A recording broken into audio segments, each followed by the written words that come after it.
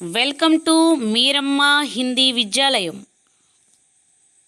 లో భాగంగా ईदगाह का विषय प्रवेश। प्राचीन काल से ही नैतिक मूल्य भारतीय जीवन के प्रतिबिंब रहे हैं। इनके रूप हर भारतीय में समाये हुए हैं। हम अपने बुजुर्गों माने वयोवृद्धों का बड़ा ज्ञान रखते हैं, जैसे इस कहानी में दर्शाया गया है। ప్రాచీన కాల్ సే హీ అంటే మన భారతదేశంలో మరి ప్రాచీన కాలం నుండి కూడా నైతిక मूल्य माने क्या है? उचित अनुचित विचार की संकल्पना को नैतिकता कहा जा सकता है, जो हमें किसी कार्य को करने की या ना करने की आज्ञा देती है। ఫస్ట్ సపోజ్ చూడండి, మన ఇంట్లో పెద్దవాళ్ళు ఉంటారు. ఆ పెద్దవాళ్ళ పట్ల మనం ఎలా ఉండాలి? గౌరవపూర్వకంగా ఉండాలి. అంటే పెద్దవారిని గౌరవించటం, మన తోటి వారితో స్నేహంగా ఉండటం, మనకన్నా చిన్నవాళ్ళ పట్ల ప్రేమగా వ్యవహరించడం. అంటే మనం ఏ సమాజంలో అయితే జీవిస్తూ ఉన్నామో ఆ సమాజంలో అక్కడ ఉన్నటువంటి మన ఆచారాలు, వ్యవహారాలు, కట్టుబాట్లు వీటన్నిటికీ కూడా విలువని ఇస్తూ, మన సమాజానికి మన చుట్టూ ఉన్నటువంటి వాళ్ళందరికీ కూడా విలువని ఇస్తూ ఉంటేనే మన విలువ పెరుగుతుంది. ఆ మానవతా దృక్పథంతో మనం ఉండాలి. ఈ నైతిక మూల్య భారతీయ జీవనకే ప్రతిబింబ రహే హై. మరి భారతీయ జీవనము అనేది ఏదైతే ఉందో ఆ భారతీయ జీవన విధానాన్ని ప్రతిబింబజేస్తూ ఉంటాయి నైతిక విలువలు. అంటే భారతీయుల్లో అణువున కూడా నైతిక విలువలు అనేవి ఉంటాయి.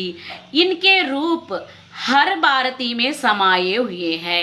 మరి ఈ నైతిక విలువలు అనే రూపం ఏదైతే ఉందో ప్రతి భారతీయుల్లో కూడా ఇమిడిపోయి ఉంటాయి, అంటే లీనమైపోయి ఉంటాయన్నమాట.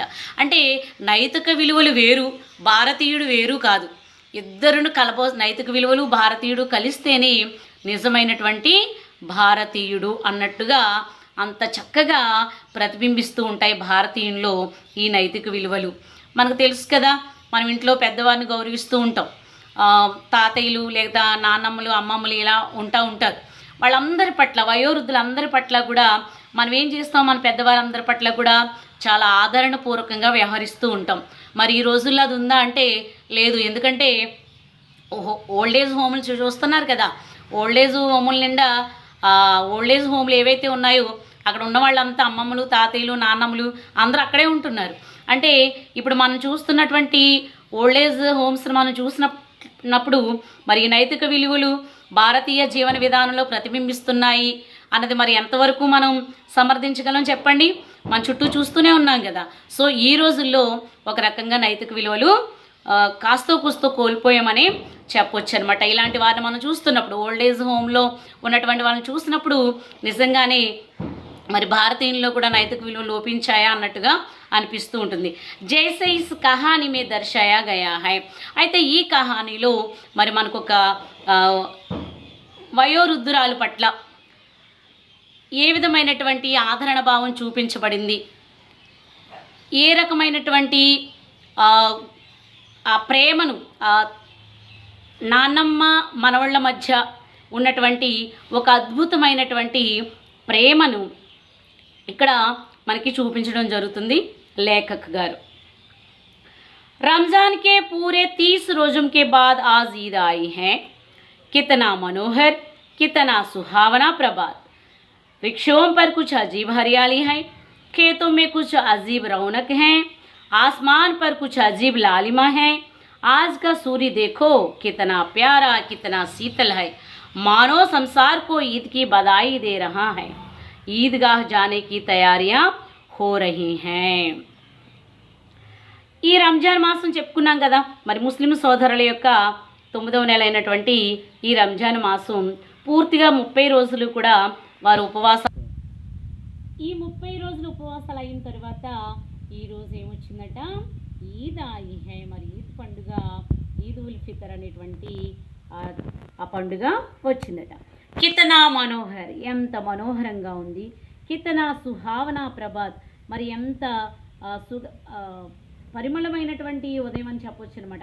అంటే చాలా ప్రశాంతంగా ఆహ్లాదకరమైనటువంటి సూర్యోదయం ఈ ఈద్ పండుగ నాడు కనిపిస్తూ ఉందట.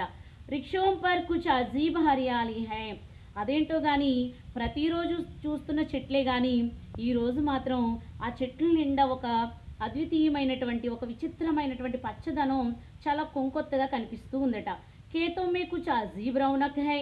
అంతేకాకుండా మరి పొలాల మీద కూడా ఒక విచిత్రమైనటువంటి కాంతి ఏదో కొత్తగా కనిపిస్తూ ఉందట.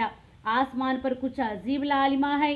అంతేకాదు మరి ఆకాశంలో చూసినప్పుడు అక్కడ కూడా చాలా అద్భుతమైనటువంటి ఒక చక్కని ఎర్రదనం మరి ఆకాశం నిండుగా కనిపిస్తుందంట.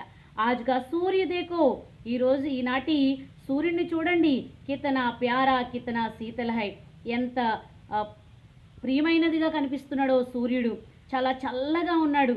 చాలా యాక్చువల్గా సూర్యుడు అంటే ఏంటి? దగదగా మండేటువంటి అగ్నిగోళం కదా, ఎండ వేడిమి కనిపించాలి. కానీ ఈద్ పండుగ కదా, సూర్యుడు కూడా ఎలా కనిపిస్తున్నాడంట? చల్లగా కనిపిస్తూ ఉన్నాడంట. మానవ సంసార్కో ఈద్కి బధాయి దే రహా హై. ఎలా అనిపిస్తుందట? ప్రపంచానికే మరి ఈద్ పండుగ శుభాకాంక్షలు ఇస్తున్నట్లుగా, ఇవ్వటానికి వచ్చినట్లుగా చక్కని చిరునవ్వుతో మరి సూర్యుడు ఈద్ పండుగ రావటం, వాతావరణం అంతా ఒక్కసారిగా ఆహ్లాదకరంగా మనోహరంగా చక్కని సూర్యోదయం కనిపిస్తూ ఉంది. అలాగే మరి చెట్లన్నీ కూడా ఒక కొత్తదనపు పచ్చదనంతో నిండిపోయాయి. పొలాలన్నీ కూడా కాంతితో మెరుస్తూ ఉన్నాయి. అలాగే ఆకాశం నిండా మరి ఆ ఎర్రని ఛాయలు కమ్ముకున్నాయి. సూర్యుని చూసినట్లయితే ప్రపంచానికి ఈద్ పండుగ యొక్క శుభాకాంక్షలు చెప్పడానికి వచ్చాడు అన్నట్లుగా ఎంతో ప్రశాంతంగా చల్లగా కనిపిస్తూ ఉన్నారు ఆయన. ఇంత ఆహ్లాదకరమైన వాతావరణంలో ఏం జరుగుతుందట? ఈద్గాహ్ జానేకి తయారియా హో రహీ హై. మరి ఎక్కడైతే ముస్లిం సోదరులందరూ కలిసి ఆ నమాజు ప్రార్థనలు చేస్తారో ఆ ప్రార్థనా స్థలానికి వెళ్ళడానికి మరి ఆ ఏర్పాట్లన్నీ కూడా జరుగుతున్నాయి. ప్రతి ఇంట్లోనూ ప్రతి ఒక్కరు కూడా గ్రామాన ప్రతి ఇంటింట్లో కూడా ఈ హడావుడి జరుగుతూ ఉందట. లడ్కే సబ్సే జ్యాదా ప్రసన్న హై. చూడండి ఇక్కడ ఎవరు ప్రసన్నంగా ఉన్నారు, ఎవరు సంతోషంగా ఉన్నారు? పిల్లలందరూ కూడా, బాలురందరూ కూడా సబ్సే జ్యాదా ప్రసన్న హై. బాలురందరూ అందరికన్నా ఎక్కువగా సంతోషంగా ఉన్నారట. చూడండి, మీకు కూడా తెలుసు కదా, మనకి కూడా గ్రామీణ ప్రాంతాల్లో ఉండే వాళ్ళందరికీ సుబ్బారాయుడు షష్ఠి అని, అలాగే ఏదో ఒక పండుగ విషయంలో తీర్థాలను జరుగుతూ ఉంటాయి, ఉత్సవాలు. కొన్ని ప్రాంతాల్లో ప్రత్యేకించి దేవతలు, గ్రామ దేవతలు ఉంటూ ఉంటారు. వాళ్ళకి ఆయా సందర్భాల్లో మరి ఉత్సవాలు జరుపుతూ ఉంటారు. ఆ సమయంలో తీర్థాలు అనేవి జరుగుతూ ఉంటాయి. సో ఆ తీర్థానికి వెళ్ళడానికి మీరు చూడండి ఎలా సిద్ధపడిపోతూ ఉంటారు. తీర్థం అనగానే ఎక్కడ లేని ఉత్సాహం వచ్చేస్తుంది కదా. వెంటనే చాలా సంతోషంగా ఉదయాన్నే లెగుస్తారు, తలస్నానాలు చేస్తారు, కొత్త బట్టలు కట్టుకుంటారు. అబ్బో ఇంకా చెప్పలేము ఎన్నెన్ని ఎంతంత కొత్తదనం వచ్చేస్తుందో ఆ రోజున.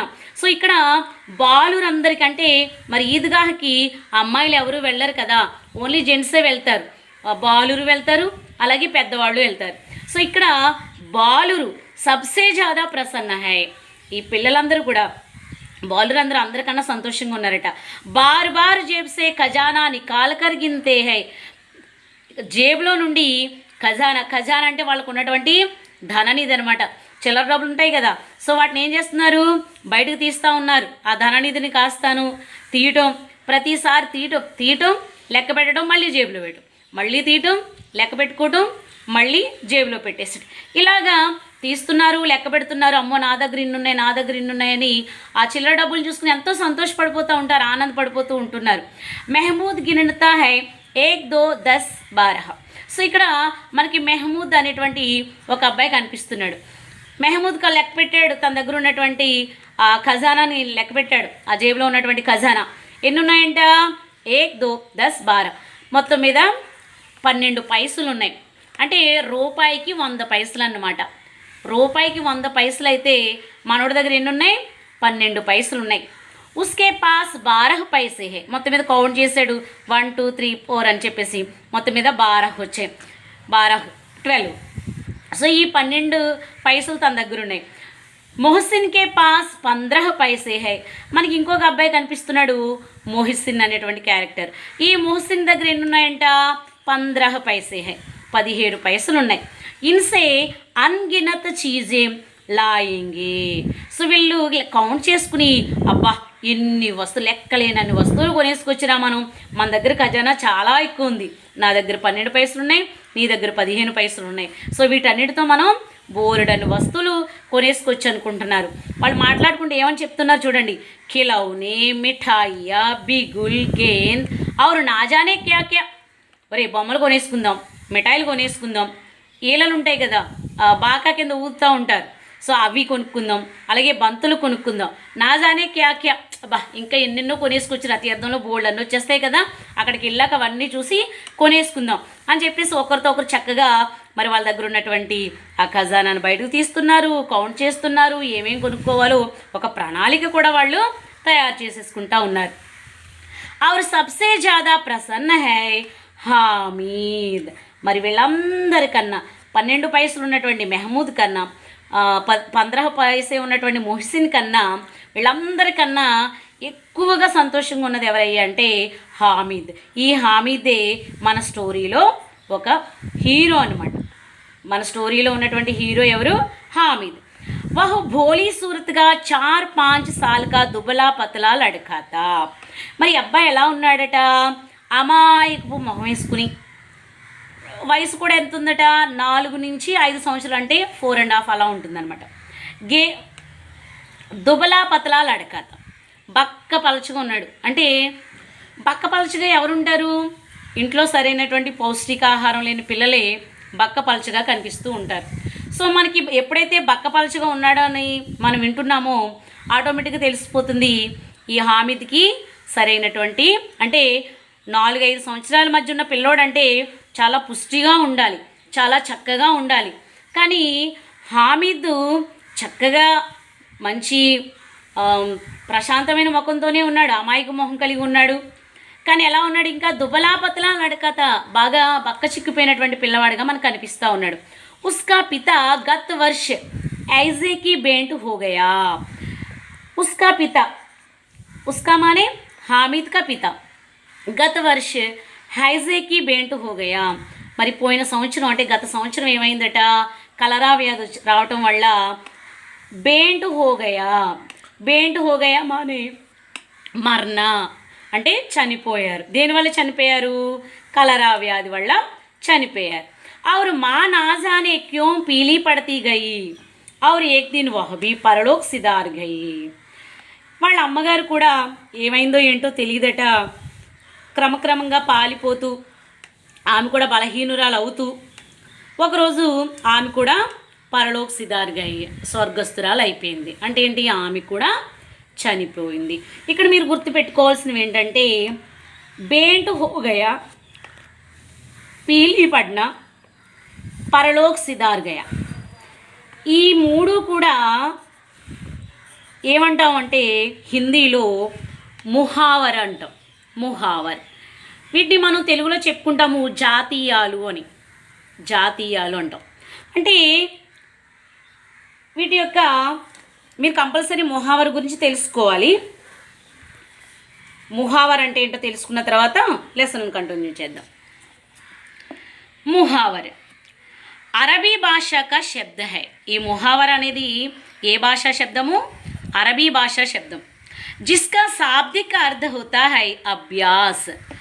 నిజంగా దీనికి అర్థం చెప్పాలంటే అభ్యసించడం. हिंदी में ऐसे वाक्यांश को मुहावरा कहा जाता है जो अपने साधारण अर्थ को छोड़कर विशेष अर्थ को व्यक्त करते हैं. ఇంతకీ ముహావర ఏం చేస్తుంది? దాని యొక్క సాధారణమైన అర్థాన్ని విడిచిపెట్టేసి ఒక విశేషమైనటువంటి అర్థాన్ని వ్యక్తపరుస్తుంది.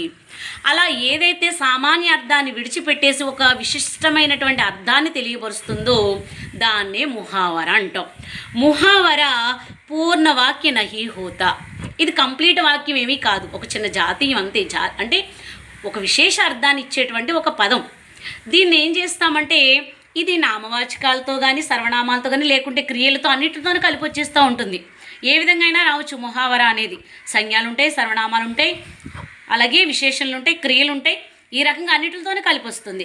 అయితే పూర్ణవాక్యం మాత్రం కాదు, కంప్లీట్ సెంటెన్స్ అయితే కాదు. మీకు ఒక ఎగ్జాంపుల్ చెప్తాను చూడండి. 9 2 11 హోనా.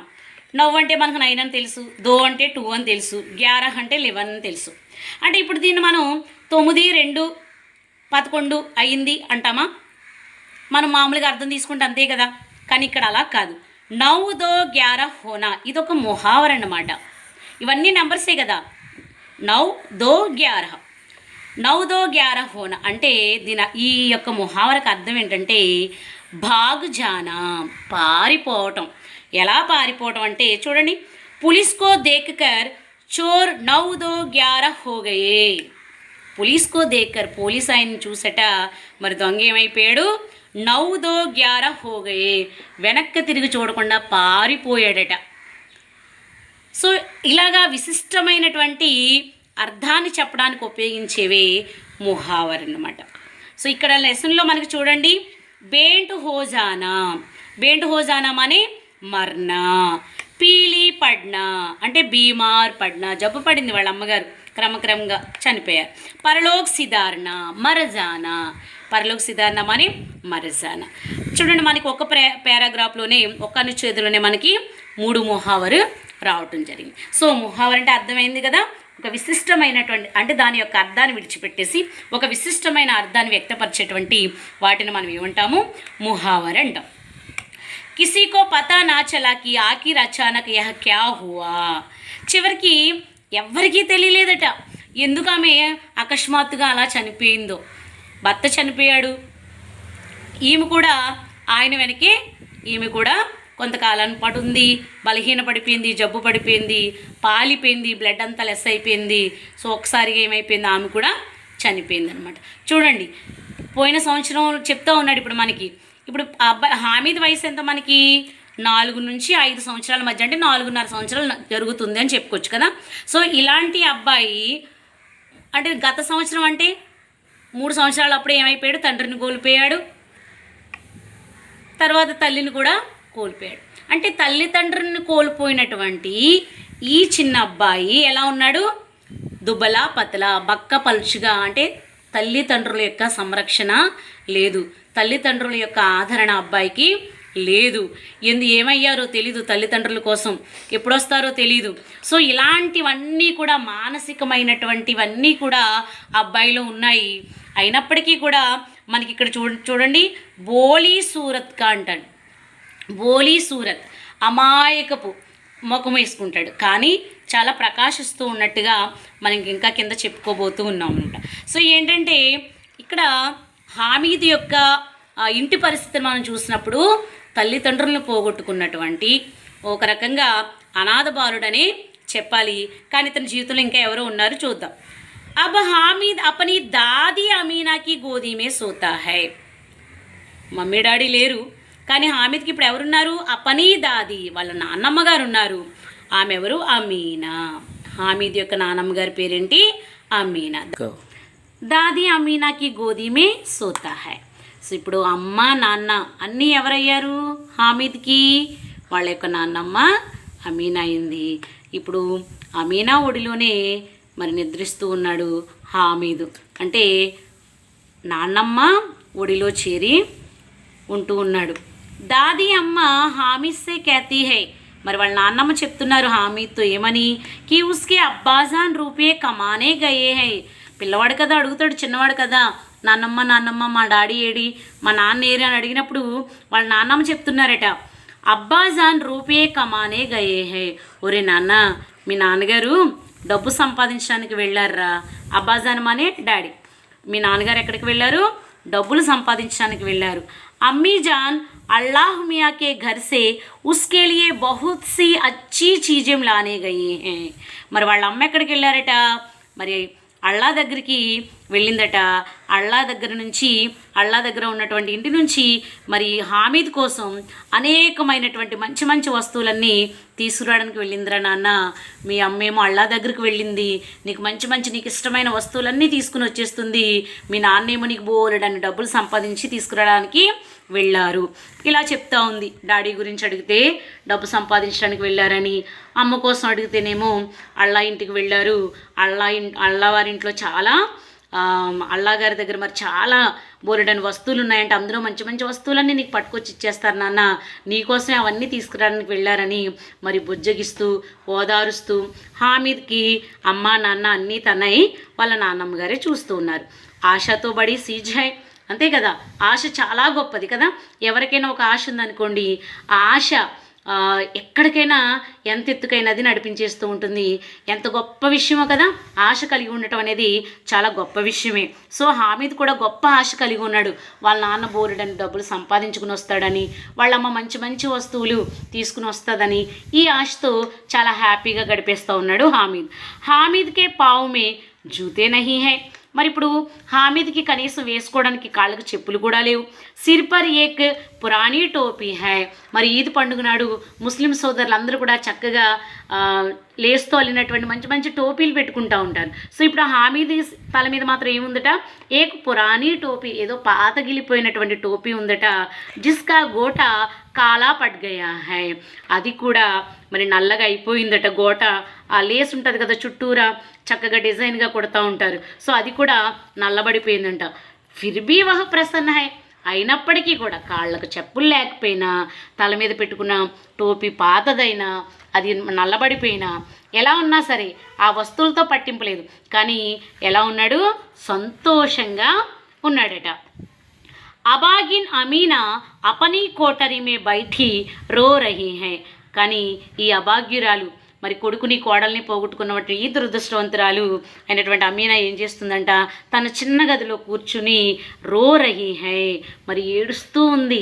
పండగ పూట పసిపిల్లవాడు, అమ్మ లేదు నాన్న లేడు, అయ్యో అని చెప్పేసి ఆ యొక్క కొడుకుని కోడల్ని తలుచుకుని ఆ పసికందుని పట్ల ఎంతో దీనంగా మరి ఏడుస్తుందంట. ఆజ్ ఈద్ కా దిన్ హై, ఆమె తలపోసుకుంటా ఉంది. అయ్యో ఈరోజు ఈద్ పండుగ. ఔర్ ఉస్కే ఘర్ మే దానా తక్ నహీ హై, అయ్యో ఈరోజు ఇంట్లో ఒక్క ధాన్యపు గింజ కూడా లేదు. కనీసం ఒక బియ్యపు గింజ పెట్టిలో చూస్తే ఒక బియ్యపు గింజ కూడా ఇంట్లో లేదు. లేకిన్ హామీద్ ఉస్కే అందర్ ప్రకాష్ హై, కానీ హామీద్ని చూస్తే మరి అతనిలో అంతా కూడా అందరు మానే లోపల ఏముంది, హామీద్లో ఒక కాంతి ఉంది. బాహర్ ఆశాకి కిరణ్, బాహర్ బయట ఏముంది, ఒక గొప్ప ఆశాకిరణం కనిపిస్తూ ఉంది హామీద్ని చూసినప్పుడు. చాలా హుందాగా ఉన్నాడు, చాలా పండుగ యొక్క కాంతి మొత్తం మనకు ముందే చెప్పుకున్నాం కదా ఫస్ట్ పారాగ్రాఫ్లో. చాలా ఆహ్లాదకరమైన వాతావరణం, మనోహరమైన వాతావరణం, ఇదంతా కూడా హామీద్లో ప్రతిబింబిస్తున్నట్లుగా కనిపిస్తుంది అనమాట. ఇక్కడ మీరు గుర్తుంచుకోవాలి, అందర్ బాహర్ ఉల్టే శబ్ద్, అందర్ లోపల బాహర్ బయట. హామీద్ భీతర్ జాకర్ దాదీ సే కెహతా హై, మరి భీతర్ మానే లోపలికి వెళ్ళి చెప్తా ఉన్నాడు. ఏమని, దాదీ సే కెహతే, వాళ్ళ నాన్నమ్మతో చెప్తున్నాడు. తుమ్ డర్నా నహీ అమ్మా, నువ్వు భయపడకమ్మా, మై సబ్సే పెహలే ఆవుంగా, నేను అందరికంటే ముందే వచ్చేస్తాను. బిల్కుల్ నా డర్నా, నువ్వు అస్సలు భయపడకు నా గురించి అని చెప్పి చాలా హ్యాపీగా మరి వాళ్ళ నాన్నమ్మకి లోపలికి వెళ్ళి గదిలో కూర్చుని ఏడుస్తున్నటువంటి వాళ్ళ నాన్నమ్మ దగ్గరికి వెళ్ళి, నేను ఇదిగో మరి మేళకు వెళ్తున్నాను, అందరితో పాటు కలిసి ఆ ఈద్గాహ్ వెళ్తున్నాను, నువ్వేం భయపడొద్దమ్మా, అందరికన్నా ముందే నేను వచ్చేస్తాను గబగబా, నువ్వు అస్సలు భయపడకు నా గురించి అని ఏడుస్తున్నటువంటి వాళ్ళ నాన్నమ్మకి ఎంతో హుందాగా సంతోషంగా హ్యాపీగా వెళ్ళిపోయి మరి ఆ టాటా చెప్పేసి బాయ్ బాయ్ చెప్పి వస్తూ ఉన్నాడు. సో ఇక్కడ మనకి పారాగ్రాఫ్లో చూడండి పాఠాంతర్గత ప్రశ్న అనేవి కంపల్సరీ ఉంటాయన్నమాట. ఇప్పుడు లేటెస్ట్గా వచ్చినటువంటి ఎగ్జామ్ మోడల్ పేపర్లో మీకు ఖచ్చితంగా పాఠాంతర్గత ప్రశ్న అడగటం అనేది జరుగుతూ ఉంటుందన్నమాట.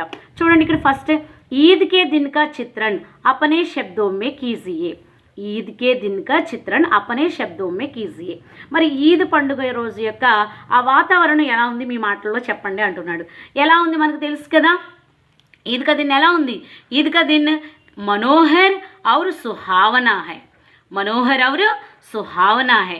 रिक्शों पर अजीब हरियाली, खेतों में अजीब रौनक और आसमान पर कुछ अजीब लालिमा है. आज का सूर्य कैसा है, सूर्य प्यारा और शीतल है, प्यारा और शीतल है. संसार को ईद की बधाई देने आया है. इस प्रकार पहले प्रश्न का उत्तर लिख सकते हैं। और दूसरा, हामिद गरीब है फिर भी वह ईद के दिन अन्य लड़कों से अधिक प्रसन्न है क्यों? హామీదు చాలా పేద పిల్లవాడైనప్పటికీ కూడా ఈద్ పండుగ రోజున మరి మిగిలినటువంటి పిల్లలతో పోల్చినప్పుడు అందరికన్నా ఎక్కువగా సంతోషంగా ఉన్నాడు. ఎందుకు అని అడుగుతూ ఉన్నాడు. ఎందుకున్నాడు చెప్పండి? ఎందుకున్నాడు? తనకు తెలుసు. ఏమని తెలుసు? అబ్బాజాన్ రూపే కమానే గయే హై, అమ్మీ జాన్ अल्लाह मियाँ के घर से उसके लिए बहुत सी अच्छी चीज़ें लाने गई हैं. సో వాళ్ళ నాన్నగారేమో డబ్బులు సంపాదించడానికి వెళ్ళారు, వాళ్ళ అమ్మేమో మంచి మంచి వస్తువులు అల్లా దగ్గర నుంచి తీసుకురావడానికి వెళ్ళింది. సో ఈ ఆశ బాగా ఉంది హామీద్లో. సో ఎప్పుడైతే ఈ ఆశ అనేది ఉందో దీనివల్ల అబ్బాయి చాలా ప్రసన్నంగా ఉన్నాడు, చాలా సంతోషంగా ఉన్నాడు. రే మా నాన్న ఏమనుకుంటున్నాడు, నా కోసం పోయి డబ్బులు తీసుకొస్తాడరా, మా అమ్మ నా కోసం మంచి మంచి వస్తువులు ఎక్కడి నుంచి తెస్తా తెలుసురా, అల్లా దగ్గర నుంచి తెస్తుందిరా. సో ఈ ఫీలింగ్తో ఈ యొక్క భావం ఆ పిల్లవాడిలో నిండుకుని ఉంది కాబట్టి అందరికన్నా ఎక్కువ సంతోషంగా ఉన్నాడు. हामिद के खुशी का कारण क्या है? हामिद के खुशी का कारण क्या है? खुशी का कारण क्या है? ఎందుకు చూడండి ఇక్కడ చాలా ఖుషీగా చెప్తున్నాడు. तुम डरना नहीं अम्मा, मैं सबसे पहले आऊँगा, बिल्कुल ना डरना. ఇవి చాలా సంతోషంతో చెప్తున్న మాటలు వాళ్ళ నాన్నమ్మ దగ్గరికి వెళ్ళి ఎందుకు చెప్తున్నాడంటే वो ईद का मेला देखने जा रहा है. ఎక్కడికి వెళ్తున్నాడు? यही हामिद की खुशी का कारण है. कारण क्या है? हामिद की खुशी का कारण क्या है? वह ईद का मेला देखने जा रहा है. यही हामिद का खुशी का कारण है. మరి ఎందుకు అంటే ఆ యొక్క ఈద్గాహ్ మేళాకి వెళ్తూ ఉన్నాడు. సో అందరూ వెళ్తున్నారు, తిను వెళ్తున్నాడు, చాలా సంతోషంగా ఉన్నాడు. పిల్లలందరూ తీర్థం వెళ్తున్నారు. సో వాళ్ళందరితో కలిసి తిను కూడా వెళ్తున్నాడు. పైగా వాళ్ళ నాన్నగారేమో డబ్బులు సంపాదించడానికి వెళ్ళారన్న విషయం తనకు తెలుసు. వాళ్ళ అమ్మగారేమో మంచి మంచి వస్తువులు తెస్తారని తెలుసు. ఇవన్నీ సంతోషాలే. వీటన్నిటినీ కలగలుపుకుని మరి ఇప్పుడు పండగకి కూడా వెళ్తున్నాడు. సో అందరితో కలిసి చాలా సంతోషంగా వెళ్తున్నాడు. కాబట్టి ఈ పండగకు వెళ్తున్నటువంటి ఆనందం వల్లే చాలా సంతోషంగా హామీద్ మనకి కనిపిస్తూ ఉన్నాడు.